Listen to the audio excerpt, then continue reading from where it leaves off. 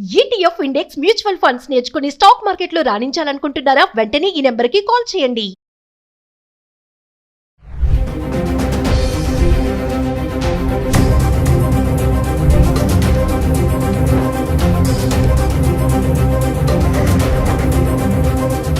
Hello viewers, welcome back to Suman TV. ప్రస్తుతం మనతో పాటు ఉన్నారు 20 ఇయర్స్ నుంచి అమెరికాలో ఉంటున్నటువంటి ఎంఎన్సీ ఎగ్జిక్యూటివ్ వీరభద్ర సార్ గారు. సార్తో మాట్లాడండి. నమస్తే సార్. నమస్తే. సార్, మన పిల్లలు చదవడానికి అమెరికా వెళ్ళి అక్కడ ఎందుకు చాకరీ చేస్తున్నారు అంటే, సార్ మీరు అక్కడ ఉంటున్నారు కాబట్టి మీరు అక్కడ సిచ్యువేషన్స్ చూస్తూ ఉంటారు. ఎంఎస్ చేయాలని, అబ్రాడ్ ఎడ్యుకేషన్గా వెళ్ళాలని ఇక్కడ తాకట్టు పెట్టి ఈఎంఐలు కట్టి ఏదో అమ్మేసి చేసి ఎట్లా పంపించేస్తున్నారు తల్లిదండ్రులు కూడా. అక్కడికి వెళ్ళిన మన పిల్లలు మరి ఎందుకు ఇలాంటి చిన్న చిన్న దాంట్లో ఇంక చాకరీ అనే అనుకోవాలా అంటారా? అంటే ఏం చెప్తారు సార్ ఒకసారి? నేను చెప్పేది మీ వ్యూవర్స్కి అంత నచ్చకపోవచ్చు, బట్ ఇది ఒక క్రూడ్ అనాలిసిస్. ఇది అందరికీ వర్తిస్తుందంటే మేబీ నాట్. బాగా ఆస్తిమంతులు, ఆస్తిపరులు, స్థితిమంతులకి ఇది వర్తించకపోవచ్చు, బట్ వాళ్ళు కూడా ఈ విషయాన్ని అక్కడ అబ్జర్వ్ చేస్తుంటారు.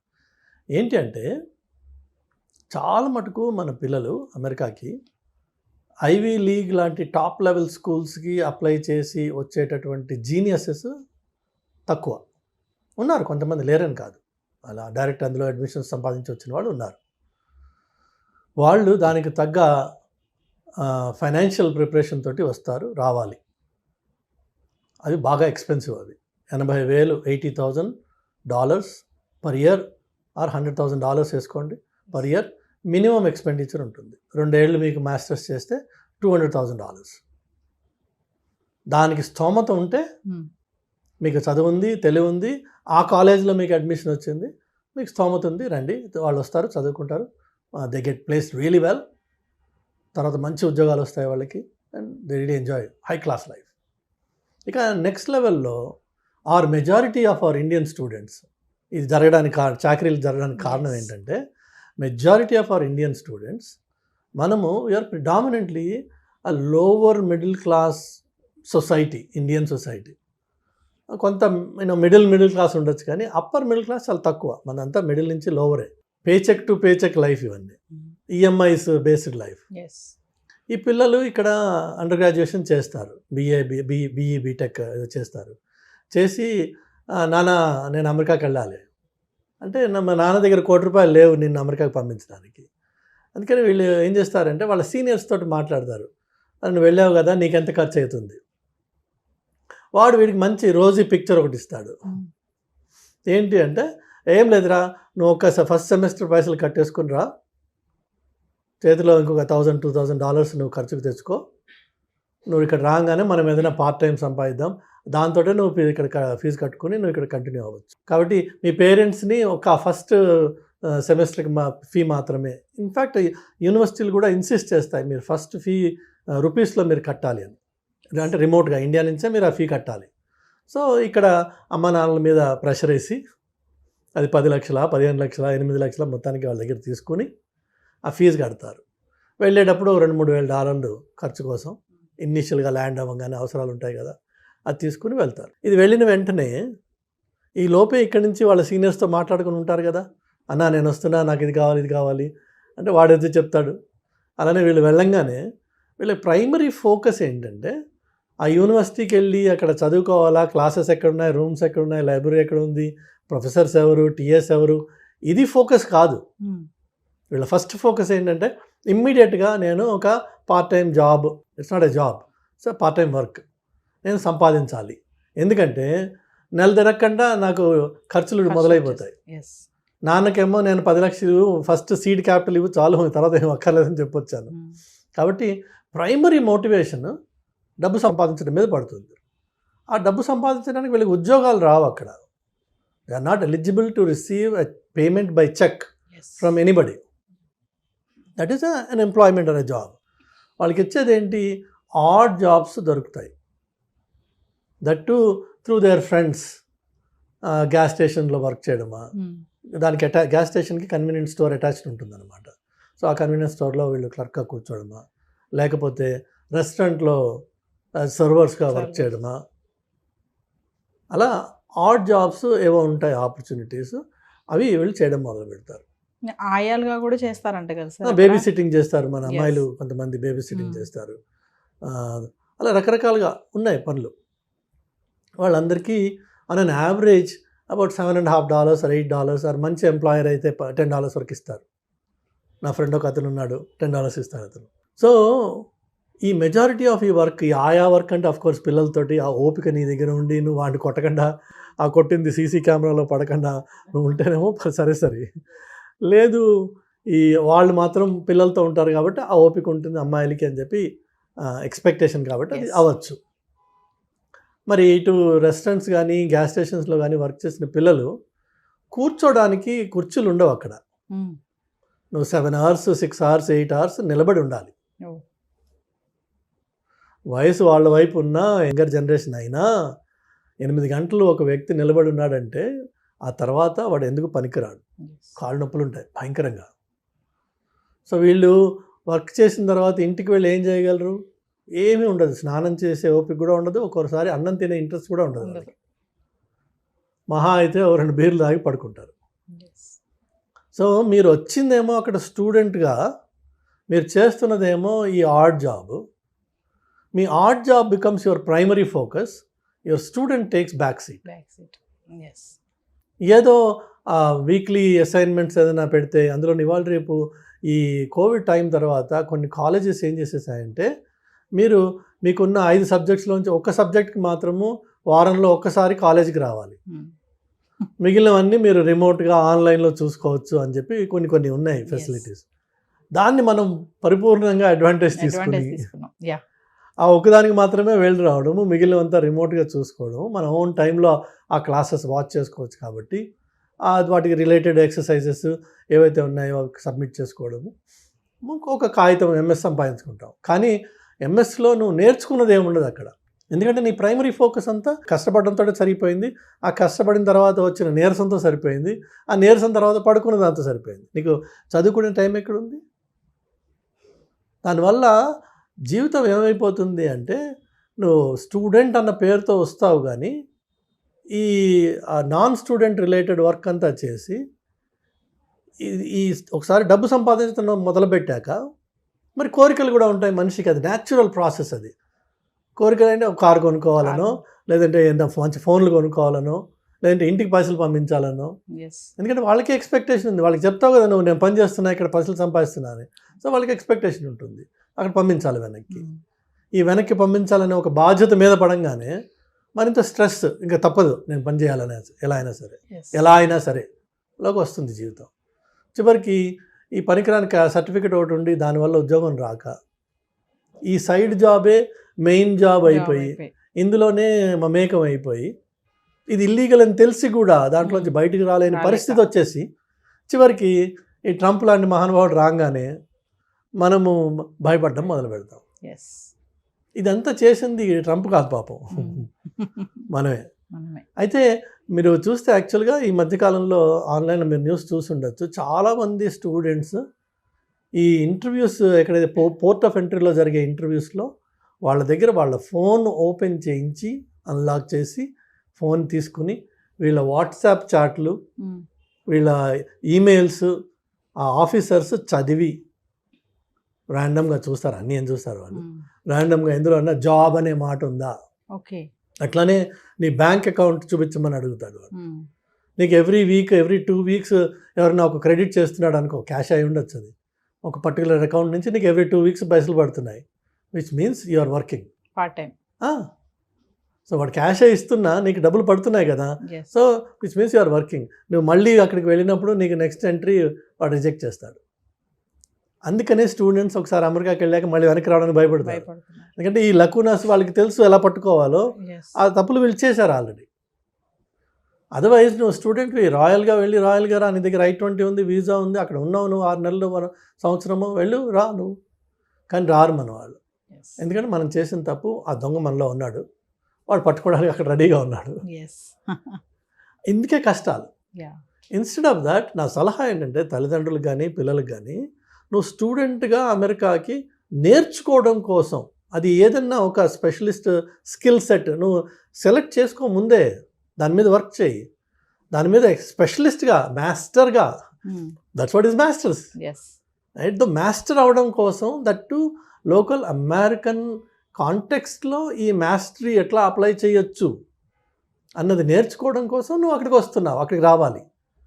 అంతేగాని అమెరికాలో ఉంటూ నీ నిత్యం జీవితం, నీ ఆలోచన, నీ పనులు, నీ పద్ధతులు అన్నీ ఇండియన్గానే ఉన్నాయి, ఇండియన్ ఓరియంటెడ్గానే ఉన్నాయి. సినిమాలు చూడడం, షికార్లు చూడడం, అన్నా తంబి ఏమని వీళ్ళతోటి తిరగడం, ఇవే ఉంటే నువ్వు అమెరికాలో ఉండి చేసిందేం లేదు.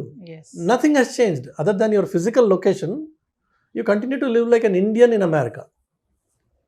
సో మాస్టర్స్ చేస్తూ మాస్టర్స్గా స్కిల్స్ నేర్చుకుని ఆ స్కిల్స్ ఏ డొమైన్కి అప్లై అవుతాయి, ఎలా అప్లై అవుతాయి, అది అక్కడ ఉన్నావు కాబట్టి అది అవకాశం నీకు. For simple example, silly example ఏంటంటే, ఇక్కడ మీకు పెట్రోల్ ధర 118 రూపాయల 50 పైసలు అలా ఉంటుంది. అక్కడ మీకు 118 రూపాయల 5005 4 డిజిట్స్ ఉంటుంది, డెసిమల్ తర్వాత 4 డెసిమల్స్ ఉంటుంది. సో ఎందుకు అట్లా? Have you ever asked anybody? So నీ 4th లెవెల్ యాక్యురసీకి వెళ్ళాలి అని చెప్పి ఆ పర్టికులర్ ఫీల్డ్లో ఉంది. In another field maybe no. ఇప్పుడు insurance premiums are always rounded off, there is no pennies anywhere, it's always to the dollar. ఎందుకట్లా? సో మీకు ఈచ్ డొమైన్లో నువ్వు అక్కడ లోకల్గా ఉన్నప్పుడు నలుగురితో మాట్లాడి అడిగి నేర్చుకుని నీ టెక్నికల్ స్కిల్ని ఆ డొమైన్కి అప్లై చేసే అవకాశం ఉంది.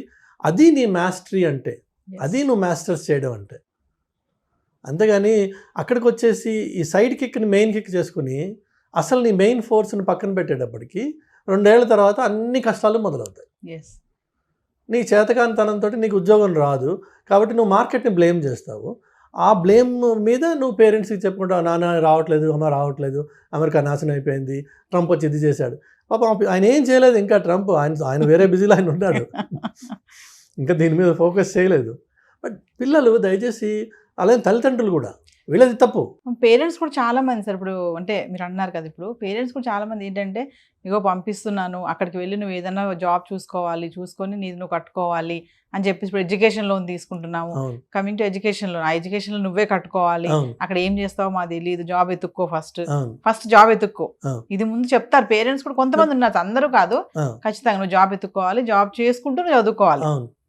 మరి పేరెంట్స్ మైండ్ సెట్ కూడా ఇలా ఉంది కదా సార్. మరి అయితే పేరెంట్స్కి ఫస్ట్ వాళ్ళకి దయచేసి ఈ వీడియో చూసిన వాళ్ళు గ్రహించండి, అమెరికాకు వచ్చి మీ స్టూడెంట్ జాబ్ చేసే ప్రసక్తి లేదు, అది జాబ్ కాదు. మీరు ప్రత్యేకంగా వాడికి లక్షలు ఖర్చు పెట్టి మీరు వాడిని ఎక్కడికి పంపిస్తున్నారంటే కూలి పనికి పంపిస్తున్నారు.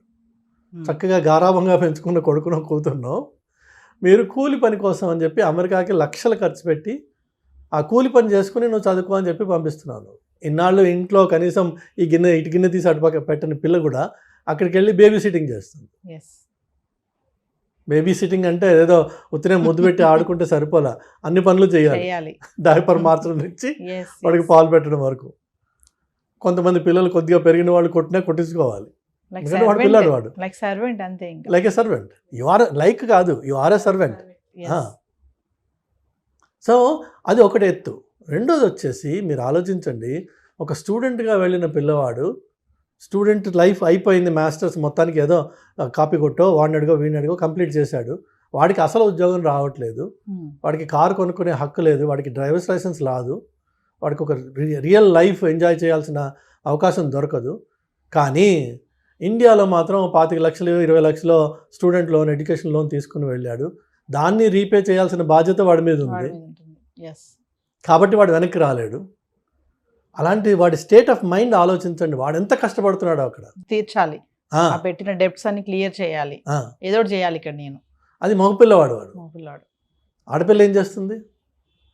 నేను ఆ విషయాలు చెప్పదలుచుకోలేదు, కానీ పరిస్థితులు చాలా ఘోరంగా ఉన్నాయి వీళ్ళకి. దేశం కాని దేశంకి వెళ్ళి కమ్యూనికేషన్ స్కిల్స్ కూడా లేక అక్కడ కొన్ని పనులు చేయకూడదు. షాప్ లిఫ్టింగ్ చేసి పట్టుబడిన ఆడపిల్లలు ఉన్నారు, మీరు ఆన్లైన్లో చూడొచ్చు వీడియోస్.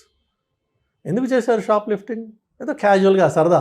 అక్కడ ప్రతి షాప్లో మీకు కొన్ని వేల కెమెరాలు ఉంటాయి, మీకు కనిపించవు అవి. వాటికి లాస్ ప్రొటెక్షన్ ఆఫీసర్ అని ఒకడు ఉంటాడు, ఎల్పీపీనో ఎల్పీఓనో అంటారు. వాడికి ఒక సెపరేట్ రూమ్ ఉంటుంది, క్యాషియర్ వెనక, కస్టమర్ సర్వీస్ వెనక, వాడు ఎవరికి కనిపించడు. ఆ రూమ్లో వాడికి అన్ని మానిటర్స్ ఉంటాయి. అలానే ఇప్పుడు మీరు వేగస్కి వెళ్తే లక్షల్లో మీకు అక్కడ కెమెరాస్ ఉంటాయి. ఒక్కొక్క మనిషిని వాడికి అనుమానం వచ్చిందంటే వాళ్ళకి పిన్ చేస్తారు వాడిని, వాడి మొత్తం movement, every step will be tracked throughout the time. ఆ కెమెరాస్ ఒకదాని తర్వాత ఒకటి వాడిని పట్టుకుంటాయి. ఓకే.